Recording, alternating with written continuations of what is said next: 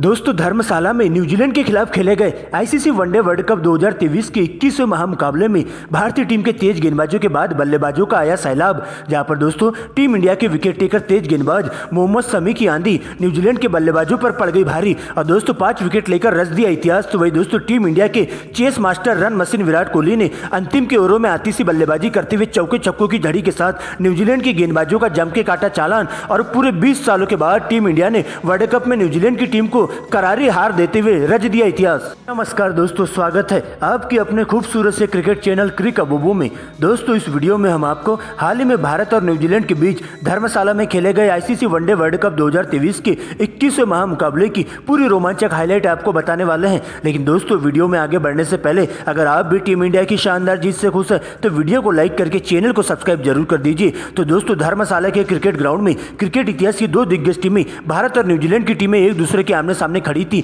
जहां दोस्तों team India के कप्तान रोहित शर्मा ने सिक्का उछाला था और टॉस जीतकर रोहित शर्मा ने पहले गेंदबाजी करने का फैसला किया था। तो वही दोस्तों न्यूजीलैंड की टीम को बल्लेबाजी करने के लिए आमंत्रित किया था। यहाँ पर दोस्तों न्यूजीलैंड की पारी की ठोस शुरुआत दिलाने के लिए टीम के दो धाकड़ ओपनर बल्लेबाज ड्वेन कॉनवे और विल यंग की एंट्री होती है, जिनके कंधों पर टीम को ठोस शुरुआत देने की जिम्मेदारी सौंपी जाती है। तो वही दोस्तों टीम इंडिया के लिए पहले ओवर की गेंदबाजी करने के लिए विकेट टेकर तेज गेंदबाज जसप्रीत बुमराह आते हैं, जहां दोस्तों घातक गेंदबाजी करते हुए ड्वेन कॉनवे को पूरी तरह से उलझाकर रखते हैं और अपने 6 गेंदों में बिल्कुल भी खाता खोलने नहीं देते हैं। लेकिन दोस्तों इसके बाद चौथे ओवर की गेंदबाजी करने के लिए दूसरे विकेट टेकर तेज गेंदबाज मोहम्मद सिराज की एंट्री होती है और आते ही न्यूजीलैंड पर पूरी तरह से हावी हो जाते हैं और ओवर की तीसरी गेंद पर 9 रनों के स्कोर पर न्यूजीलैंड की टीम को 440 वोल्ट का पहला बड़ा झटका दे देते हैं। जहां पर दोस्तों ड्वेन कॉनवे को मोहम्मद सिराज अपना शिकार बनाते हैं और बिना खाता खोले ही उन्हें श्रेयस अय्यर के हाथों कैच आउट करवा देते हैं और इस प्रकार से न्यूजीलैंड की टीम को पहला बड़ा झटका लग जाता है। लेकिन दोस्तों इसके बाद नए बल्लेबाज के रूप में रचिन रविंद्र की एंट्री होती है, जहां पर दोस्तों विल यंग के साथ मिलकर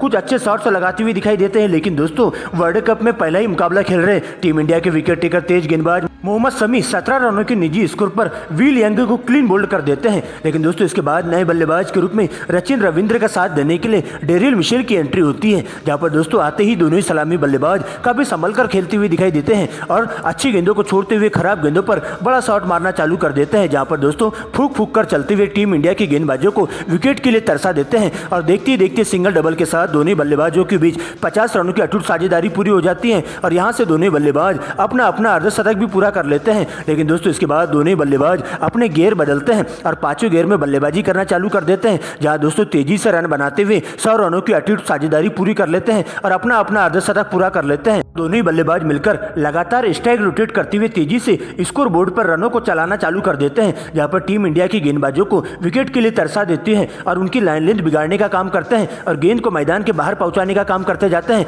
यहाँ पर दोस्तों टीम इंडिया के फील्डरों के द्वारा काफी घटिया फील्डिंग भी देखने को मिलती है, जहाँ पर दोस्तों 2 कैच उनके द्वारा ड्रॉप कर दिए जाते हैं और आसानी से कैच ड्रॉप करने के चक्कर में उनको मिले जीवनदान का फायदा उठाते हुए दोनों ही बल्लेबाज इसके बाद तूफानी अंदाज में बल्लेबाजी करना चालू कर देते हैं। जहाँ पर दोस्तों सबसे पहले टीम इंडिया के स्टार खिलाड़ी रविंद्र जडेजा पॉइंट की दिशा में एक आसानी से कैच छोड़ देते हैं। तो वही जसप्रीत बुमराह के द्वारा भी सीमा रेखा के पास डेरियल मिशेल का 57 रनों के निजी स्कोर पर कैच ड्रॉप कर दिया जाता है। लेकिन दोस्तों इसके बाद मिले जीवनदान का फायदा उठाते हुए दोनों बल्लेबाज तूफानी अंदाज में बल्लेबाजी करना चालू कर देते हैं और तेजी से चौके छक्कों की झड़ी लगाते हुए अपने अपने शतक के काफी करीब पहुंचने की कोशिश करते हैं और इस प्रकार से टीम के स्कोर को 150 रनों के ऊपर पहुंचा देते हैं। लेकिन दोस्तों इसी बीच टीम इंडिया के विकेट टेकर तेज गेंदबाज मोहम्मद शमी एक बार फिर से गेंदबाजी करने आते हैं और 34वें ओवर की तीसरी गेंद पर 178 के स्कोर पर न्यूजीलैंड की टीम को तीसरा बड़ा झटका रचिन रविंद्र के रूप में लग जाता है, जहां पर दोस्तों तेज शॉट मारने के चक्कर में मोहम्मद शमी की गेंद पर सीमा रेखा के पास शुभमन गिल के हाथों उन्हें कैच आउट करवा दिया जाता है और इस प्रकार से रचिन रविंद्र की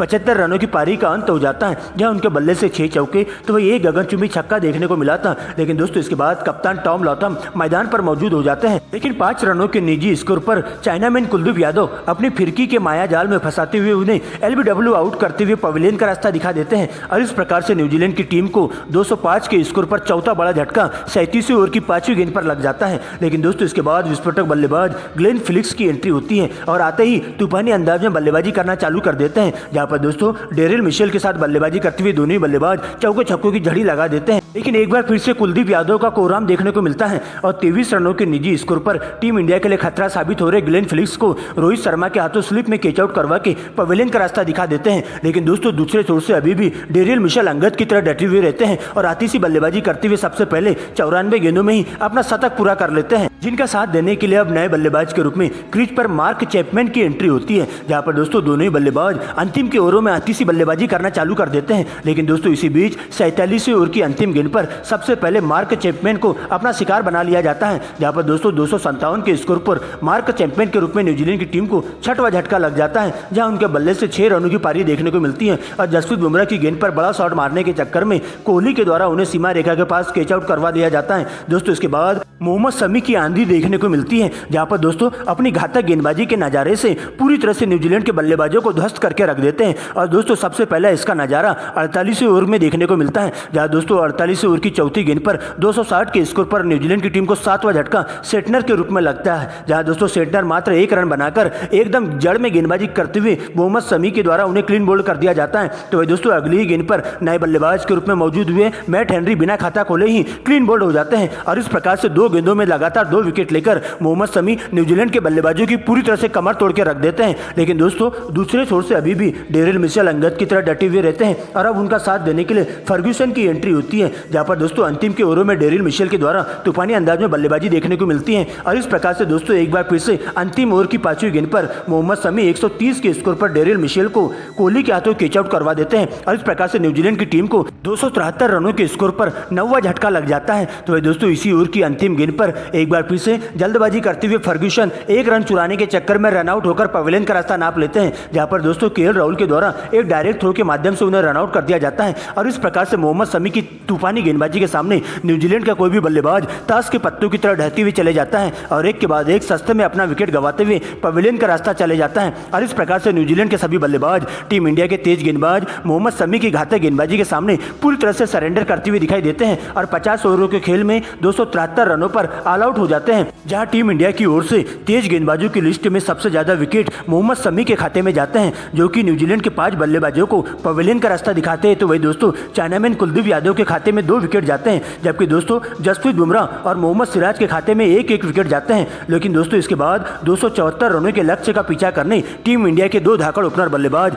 कप्तान रोहित शर्मा और शुभमन गिल मैदान पर मौजूद हो जाते हैं, जिनके कंधों पर टीम इंडिया को ठोस शुरुआत देने की जिम्मेदारी सौंपी जाती है। जबकि न्यूजीलैंड के लिए पहले ओवर की गेंदबाजी करने तेज गेंदबाज मैट हेनरी की एंट्री होती है, जहां उनका सामना होता है पहले ओवर में रोहित शर्मा से और पहली ओवर में रोहित शर्मा चौके के साथ पहली गेंद से शुरुआत कर देते हैं और इस प्रकार से दोस्तों आगे भी इसी ओवर की अंतिम गेंद पर एक और करारा चौका रोहित शर्मा के बल्ले से देखने को मिलता है। लेकिन दोस्तों दूसरे ओवर में शुभमन गिल भी बहती गंगा में हाथ धोते हुए दिखाई देते हैं, जहां पर दोस्तों सबसे पहले बोल्ट को टारगेट करते हुए Shubman Gill back to back अंतिम की 2 गेंदों पर फाइन लेग की दिशा में 2 करारे चौके जड़ देते हैं और यहां से दोनों ही बल्लेबाज अपने ही अंदाज में बल्लेबाजी करना चालू कर देते हैं, जहां पर दोस्तों हर ओवरों में चौके छक्कों की झड़ी दोनों ही बल्लेबाजों के द्वारा देखने को मिलती है और इस प्रकार से तेजी से रन बनाते हुए न्यूजीलैंड के गेंदबाजों पर पूरी तरह से दबाव बनाना शुरू कर देते हैं और शुरुआत से ही उनकी लाइन लेंथ बिगाड़ना चालू कर देते हैं, जहां पर दोस्तों रोहित शर्मा के द्वारा आतिशी बल्लेबाजी देखने को मिलती है और चौके का उम्र छक्के ज्यादा लगाना चालू कर देते हैं और गेंद को मैदान के बाहर पहुंचाने की पूरी कोशिश करते जाते हैं और देखती देखती दोनों ही बल्लेबाजों के बीच में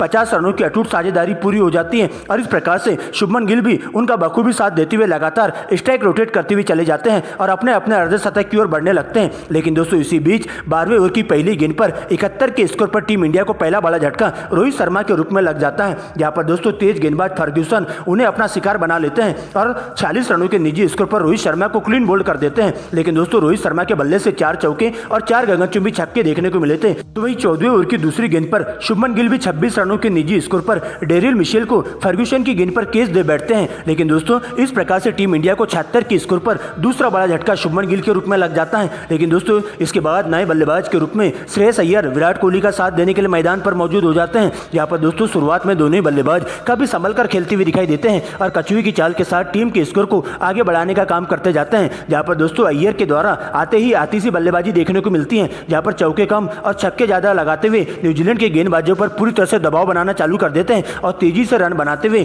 पूरी तरह से स्पिन गेंदबाजों के साथ साथ तेज गेंदबाजों पर कहर बनकर टूट पड़ते हैं और चौके छक्कों की झड़ी के साथ टीम के स्कोर को 100 रनों के पार पहुंचा देते हैं। लेकिन दोस्तों इसी बीच 22वें ओवर की तीसरी गेंद पर 128 के स्कोर पर टीम इंडिया को तीसरा बड़ा झटका अय्यर के रूप में लग जाता है, जहां पर दोस्तों दोस्तों तेज गेंदबाज बोल्ट के द्वारा अय्यर को 33 रनों के निजी स्कोर पर सीमा रेखा के पास कॉनवे के हाथों कैच आउट करवा दिया जाता है। इसके बाद दोस्तों विराट कोहली का साथ देने के लिए केएल राहुल की एंट्री होती है। यहाँ पर दोस्तों दोनों ही बल्लेबाज अच्छी गेंदों को छोड़ते हुए खराब गेंदों पर बड़ा शॉट मारना चालू कर देते हैं, लेकिन दूसरे छोर से विकेट गिरना लगातार जारी रहते हैं। जहां पर दोस्तों केएल राहुल 35 गेंदों में 27 रन बनाकर सेटनर की गेंद पर एलबीडब्ल्यू आउट होकर पवेलियन का रास्ता नाप लेते हैं। दोस्तों इसके बाद नए बल्लेबाज के रूप में सूर्या की एंट्री होती है, लेकिन दोस्तों जल्दबाजी कर बैठते हैं। 2 रनों के निजी स्कोर पर रन आउट होकर उन्हें पवेलियन का रास्ता नापना पड़ता है। दोस्तों इस प्रकार से लगातार विकेट गिरने से टीम इंडिया मुश्किल में आ जाती है, लेकिन दोस्तों एक छोर से अभी भी विराट कोहली अंगद की तरह डटे हुए रहते हैं और अपना अर्धशतक पूरा कर लेते हैं। जहां पर विराट का साथ देने के लिए नए बल्लेबाज के रूप में रविंद्र जडेजा की एंट्री होती है और आते ही दोनों बल्लेबाज तूफानी अंदाज में बल्लेबाजी करते हुए न्यूजीलैंड के गेंदबाजों की जमकर क्लास लेना चालू कर देते हैं और टीम इंडिया को जीत की दहलीज पर लाकर खड़ा कर देते हैं। लेकिन दोस्तों